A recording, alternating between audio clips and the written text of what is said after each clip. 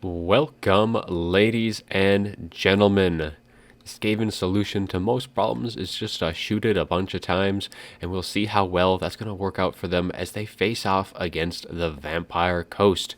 So we do have Umeng, who's going to be leading the Skaven, and we will have Kark leading the Vampire Coast. So for the Skaven forces, we do have a bunch of Skaven slaves for that front line, with just a couple clan rats mixed into the mix. But the real kicker for this army is just its mass ranged build. So we do have double poison wind mortars, we have triple warplock Jezzails, one of which is the Natty Boo Boo sharpshooters, and we have two warp lightning cannons. So very heavy on the range department. There are a couple of rat ogres to kind of help with just kind of screening out any of the ranged units and providing a little bit of mobile assistance here and there. We do have Lord Skrulk is going to be bringing the Leaper Bubonicus, as well as Pestilent Birth and the Vermintide. So some clan rats and some Plague Monk summons, and just the Liber Bubonicus to kind of shut down those single entities, which there will be some for the Vampire Coast. We also do have a Warlock Engineer with Howling Warp Gale and the Warpstone Armor to help kind of just wear down the Vampire Coast infantry, as well as potentially protect against any Luther Harkin shenanigans that may come up. But that's pretty much going to be it. Just fire as many shots as they can and see if they can't kill all of the undead. Now, speaking of the undead, the Vampire Coast has brought just a front line of some pole arms on the far side. Otherwise, it is just going to be some zombie pirate deckhand mobs, as well as we have Count Noctilus. He's going to be on foot, and he is going to be bringing Raise Dead, Invocation, Wraith Storm, as well as Captain Roth's Moondial. We do also have a couple of Mourngul Haunters as well. So they do have Fear and Terror, and it is a very good unit against the Skaven, as these things can just rout off infantry like none other. As you see if they're going to be able to close the distance, though, with all of those Jezzails firing their way. We do have a couple of Felbats up in the sky to kind of shut down those weapons teams as quickly as they can. A couple of bombers to just chew through the very low armored Skaven. And then on top of that, there is just some zombie pirate deckhand mobs. So 4 of the pistol variant, as well as the Shade Wraith Gunners of the Deck Gunner ROR. Now, a very nice unit here, because they are ethereal, and there isn't a whole lot of magic damage coming the way from the Skaven. So, I mean, Warplock Jezzails don't do magic damage. Poison Wind Mortars do, but that's not exactly the best thing to deal with the Shade Wraith. So they should have pretty free reign to fire away and should be relatively safe. At least they shouldn't get bursted down as quickly as the regular Deck Gunners would be. But that is going to be our armies. So let's get this show going, and we will see how things shake out. So both armies are going to be advancing, and the Skaven are just raining fire from above, and they are focusing Count Noctilus right now as all of the Jezzails are just opening up on top of him. All of the Poison Mortars as well connecting with their shots across that front line, just whittling down these deckhand mobs as quickly as they can. Noctilus has already lost about 40% of his health, and as well as the Shade Wraith Gunners taking quite a bit of damage as well, already losing a bunch of models and taking quite a bit of health off as well. But in comes some of the initial engagement. The Skaven slaves are going to screen out some of these Mourngul Haunters, but they will not be lasting too long, especially against 2 of those. That Fear and Terror will quickly do them in, but the rest of the lines are starting to slowly engage, as we do have the Night Terrors as well kind of mixed into this fight. But we'll see how things are going to be. Particularly the bombers should be in range to just start opening up onto these clan rats, doing a lot of good damage there. But look at how much damage that these Shade Wraith Gunners have taken. They are well below half health, as well as this Mourngul Hunter as well, just taking so much damage. And it looks like they are going to try and regroup, looking for potentially an Overcasted Nehek, trying to heal up the Haunter, Noctilus, and the Shade Wraith Gunners, which is exactly what happens, trying to keep them in the fight for as long as they can. I mean, those Shade Wraith Gunners are needed desperately immediately to just shut down as many of the Skaven as possible, and these Morgul Haunters are very much needed. But now that they are in point-blank range of the Warp Lightning Cannons, and that Morgul Haunter, while doing some very good damage to those Poison Wind Mortars, is without any assistance right now, as all of the infantry has been really just decimated on the approach for the most part, and they are just trying to shut down things as quickly as they can. The Night Terrors as well getting on top of these Warplock Giselles, and a summons going down right on top of these Poison Mortars to shut them down as much as the coast is able to. So far, things definitely going well for the Skaven, though that advantage will slowly start to dissipate as all of the troops start to advance and start shutting down some of their range units, and a Wraithstorm coming in on top of the Poison Wind Mortars, doing a bit of damage there. But these Warplock Giselles just continuing to pepper into this Morgul Haunter, doing so much damage, and it is crumbling right now. The Warlock Engineer as well is getting in there. Now it is surrounded by a bunch of Night Terrors, but these Rat Ogres are also very, very close to assist as well, and one of the Morgul Hunters is already down for the count. But as you can see, the Shade Wraith Gunners are back at full health with those invocations, so that is a plus side for the Vampire Coast, but things not looking so hot at the current time, as these Warp Lightning Cannons able to withstand the onslaught from the bats are so far doing fairly well at just kind of peppering into the larger targets. So the Morgul Hunter and the Night Terrors doing a lot of damage on that front, as these engagements are kind of the coast is really kind of on a timer here. They need to quickly get onto these very powerful range units. So all these Poison Wind Mortars and these Warplock Giselles, the Poison Wind Mortars have been able to pull back behind their kind of, I guess, front lines of summons, as some Plague Monks do come in from Lord Skrulk, just keeping that front line. So even though all the Skaven slaves and clan rats are pretty much all routed off at this point, those summons are just going to be able to keep the Vampire Coast at bay for as long as possible. And I mean, Plague Monks will do quite a bit of number on the front line as well, just kind of whittling them down and slowing that advance as much as possible. And Skaven are doing a very good job of that so far, where everything is just kind of keeping things up. But Noctilus not in a good way, just getting absolutely teed up on, as he's trying to dodge as many of these shots as he can.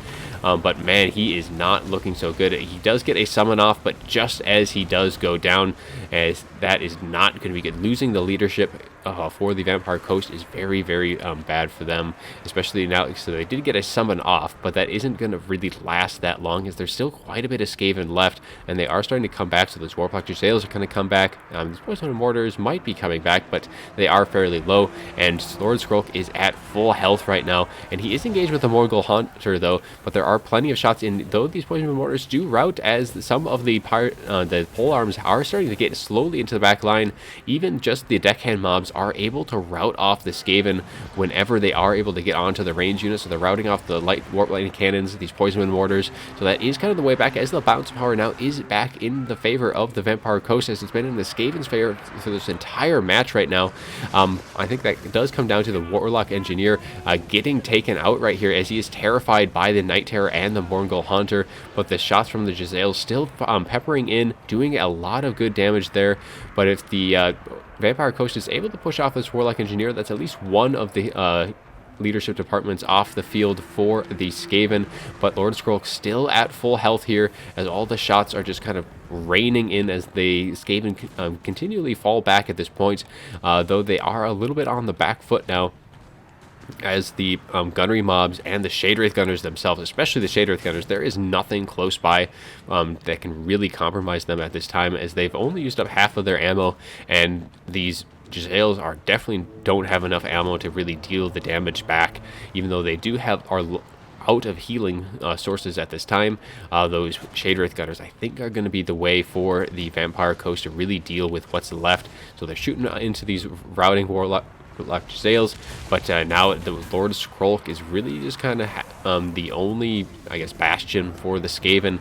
Rat Ogre is doing some good work. A summon of Clan Rats, though, is going to be going straight for those Shade Wraith Gunners, and there's nothing that the Vampire Coast really has that can screen them out at this point. I think these Zombie Power Deckhand mobs need to kind of turn and fire. They need to protect that Shade Wraith Gunner as best that they can, though Lord Skrulk doing a number on the Night Terrors themselves. They are crumbling away, as more shots are just raining in from the returning units. The these Warplock Giselles at full health, so they have 23 models left still firing in, but they are all very low on ammo. We do have the Warp Lightning Cannon crew is back, but they are a long way from their cannons right now, and I don't think they're going to be able to get back as the Vampire Coast has pushed well beyond their position. Though Skrulk just continuing to tank through this damage so far. Warplock Giselles getting into melee at this point now that they have used up all their ammo, so that is very good for the Skaven that they've been able to do that. But yeah, these Shade Wraith Gunners being compromised with so much ammo left, though the summon does dissipate in the end, able to allow them to survive. But balance of power very much in the Skaven's favor in this late game, as the crew of this cannon does come back online, but they do rout just as the shots start to open up onto them, as we do have some gunnery mobs in the periphery kind of shooting in, cleaning up what they can. But at this point, the Skaven are pretty much out of ammo. They have a few shots left on this Warplock Giselle. This cannon crew is trying to get back, and there isn't anything directly close by. They may be able to get by. I think this gunnery mob needs to turn and fire onto this Warp Lightning Cannon. Though even if that cannon does get online, the only target really close by is the Shade Wraith Gunners, and the Shade Wraiths are just opening up on top of them. But otherwise, the pistol variants are all just kind of teeing up on Skrulk now, as they kind of back away, trying to get these pole arms onto him so that these pistol bombs can fire in. But the Shade Wraith Gunners still able to fire in. They have 16 models left. But the Skaven slaves are quickly approaching them, trying to shut them down in this late game, and especially if Skrulk is able to survive at least until most of the ammo is depleted or at least tied up, that the Skaven should be able to hold on to this at this point. I mean, these polearms shutting down what's left of these Giselles, and Skrulk getting into that as well. He doesn't have his Rod of Corruption, so he doesn't really have a good way to deal with all of the chaff infantry for the Vampire Coast. However, some of the units are starting to slowly dissipate.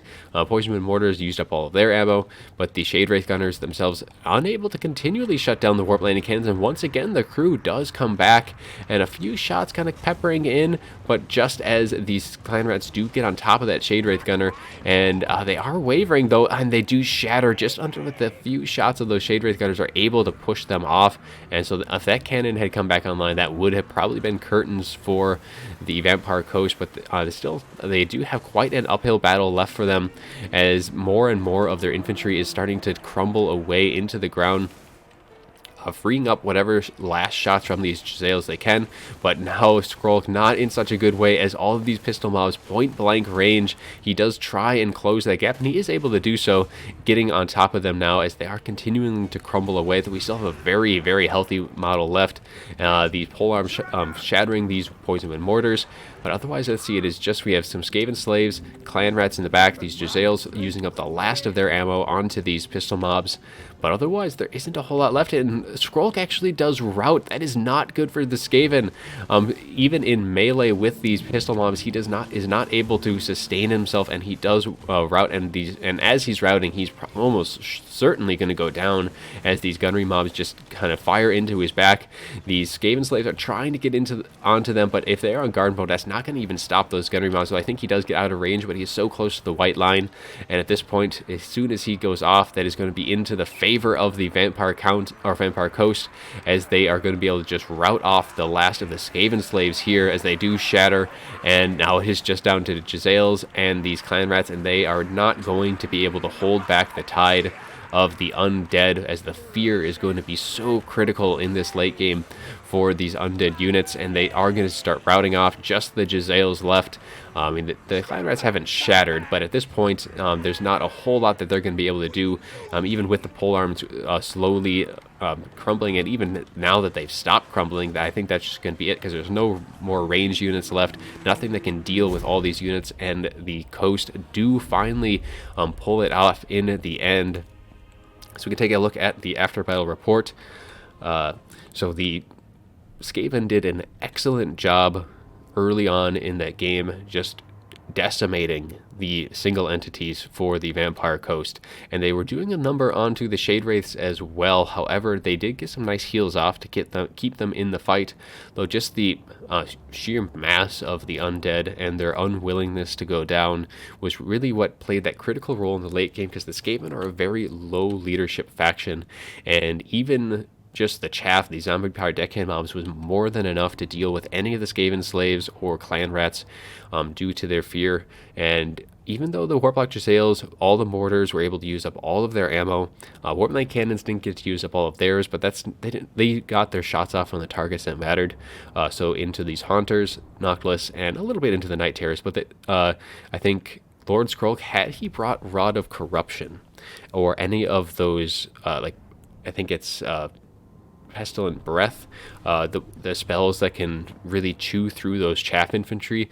He had that Warlock Engineer with his Mortis engine, with the Warpstone armor. However, having him being the only source of reliable chaff clearing wasn't really enough, especially considering he got taken out of the match so early on. Lord Skrull just didn't have that chaff clearing in that late game that he desperately needed. I think a single Rod of Corruption may have been enough to win it in that end. But that is going to be all I have for you today. I do hope you enjoyed the video, and as always, have a good one.